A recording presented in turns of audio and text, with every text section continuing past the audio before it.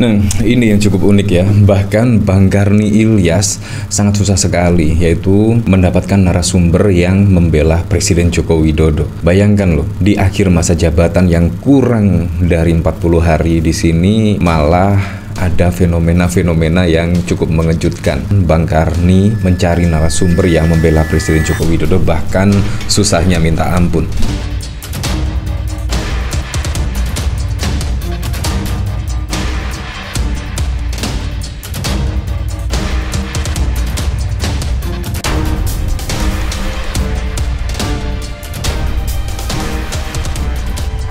Nah, kalau kita melihat pemberitaan dari sini ya, bahkan dikomentari oleh Semi, Bang Karni sampai curhat susah cari narasumber yang bersedia membela Jokowi. Ini sangat mengejutkan sekali ya, di mana masa kepemimpinannya ya kurang lebih 1 bulan, tetapi juga tidak ada yang membela Presiden Joko Widodo. Pantes ya, yang membela Presiden Joko Widodo itu ya dari Projo, Kemenkominfo, ya itu. Karena menurut saya jubir dari Kaisang Gibran itu dari Kementerian Kemenkominfo. Bahkan pada saat lalu ada pesawat jet pribadi, Budi Ari selaku Kemenkominfo bahkan juga setidaknya membela lah. Dan bahkan akun Fufu Fafa, Budi Ari juga membela. Nah, bahkan dari staf-staf presiden juga ikut membela. Cuma itu saja. Tetapi yang lainnya seolah-olah pasif, tidak mau mengomentari, apalagi membela Presiden Joko Widodo. Sangat wow sekali. Bahkan sampai saat ini sudah dikomentari oleh lebih dari 200 komentar ya dari cuitan Bang Semi di sini.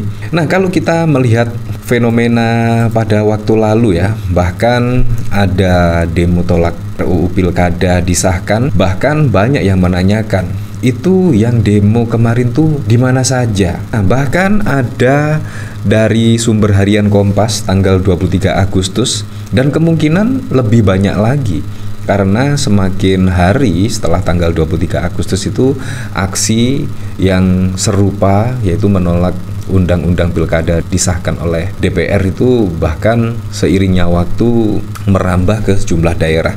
Unjuk rasa penolak revisi Undang-Undang Pilkada sejumlah daerah, bayangkan di Sumatera Barat, Padang, Sumatera Selatan, Palembang, Bengkulu, Jawa Barat, Bandung, Kota Tasikmalaya, Kota Cirebon, Yogyakarta, Jakarta, Jawa Tengah, Semarang, Surakarta, Surabaya, Malang, Makassar, Sulawesi Selatan, Sulawesi Tenggara, Kendari, dan Samarinda.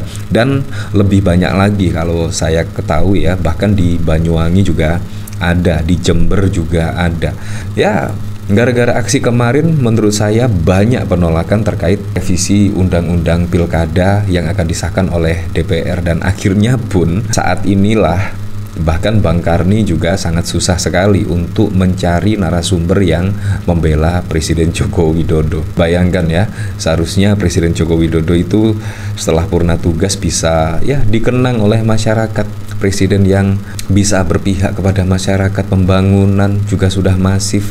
Presiden Joko Widodo ketika masa purna tugas seharusnya kebijakan-kebijakannya benar-benar untuk masyarakat, bukan malah untuk kelompok tertentu dan keluarganya. Menurut saya kebijakan-kebijakan terakhir-terakhir ini menurut saya hanya untuk kepentingan kelompok tertentu dan keluarga. Menurut saya seperti itu sih dari kebijakan-kebijakan yang diambil menjelang purna tugas. Nah, dari sini saya juga penasaran beritanya seperti apa ya.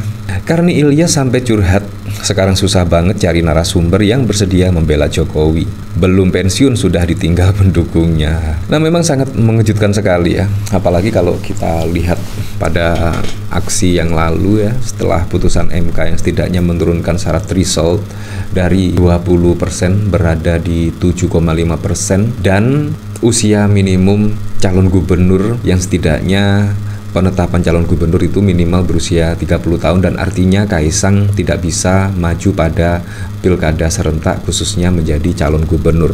Dan itu pun juga tiba-tiba DPR langsung respon cepat dan akan menganulir setidaknya putusan MK, dan akhirnya pun masyarakat menggelar aksinya di depan gedung istana, dan bahkan tidak hanya di Jakarta, Bandung, Jogja, melainkan hampir di seluruh daerah yang berada di Indonesia. Jadi menurut saya sangat sulit sekali ya untuk membela Presiden Joko Widodo karena menurut saya sudah jelas dan terang benderang, apalagi kalau melihat statement dari Presiden Joko Widodo ketika putusan MK nomor 90 yang setidaknya meloloskan Gibran sebagai cawapres, bahkan komentarnya kita hormati putusan MK dan lain sebagainya.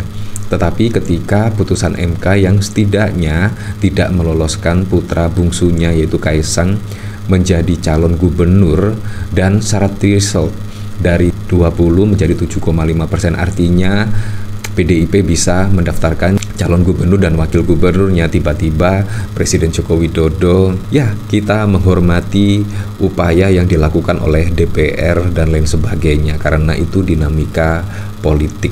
Ya menurut saya sangat lucu sekali pada saat Presiden Joko Widodo mengomentari tentang fenomena putusan MK dan revisi undang-undang oleh DPR. Nah dari sini saya juga penasaran kira-kira komentarnya seperti apa ya.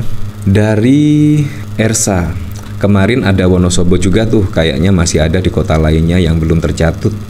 Di kantor DPRD Cianjur juga demo bang, sama di Bundaran City Mall, Lampung bang. Jadi buat yang bilang ini tentang Anies yang nggak bisa maju pilgub, lo lihat satu Indonesia yang demo, bukan cuma di Jakarta. Lo pikir Anies bakal nyagup di semua provinsi di Indonesia? Dari Tarakan Kaltara juga demo cuy. Ya sangat banyak sekali kalau saya melihat pada saat lalu ya. Dan menurut saya juga pantas. Bang Karni bahkan sampai bingung ya untuk mencari narasumber yang membela Presiden Joko Widodo. Bayangkan loh, belum pensiun juga sudah ditinggalkan ya, dan bahkan juga tidak ada yang membela Presiden Joko Widodo ya, kecuali staf dari Presiden dan bahkan juga dari Projo sendiri. Nah yang cukup keren dari pemberitaan yaitu infografis 44 menteri dikabarkan bakal isi kabinet Prabowo Gibran dan prediksi kementerian baru. Nah bahkan kalau kita dengar dari pemberitaan, kementerian dari Prabowo Gibran diisi oleh orang-orang yang profesional. Menurut saya itu juga sangat keren sekali ya. Memang kementerian itu harus diisi oleh yang profesional, bukan malah diisi oleh orang-orang yang tidak kompeten dengan jabatan terkait menteri tersebut. Menurut saya sangat lucu sekali.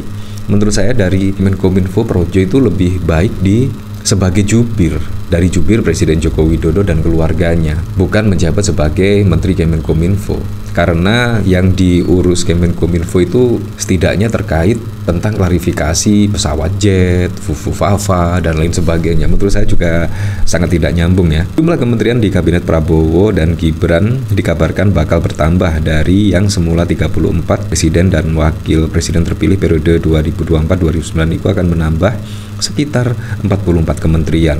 Penambahan itu memang dimungkinkan terutama dengan adanya revisi Undang-Undang Nomor 39 Tahun 2008 tentang Kementerian Negara.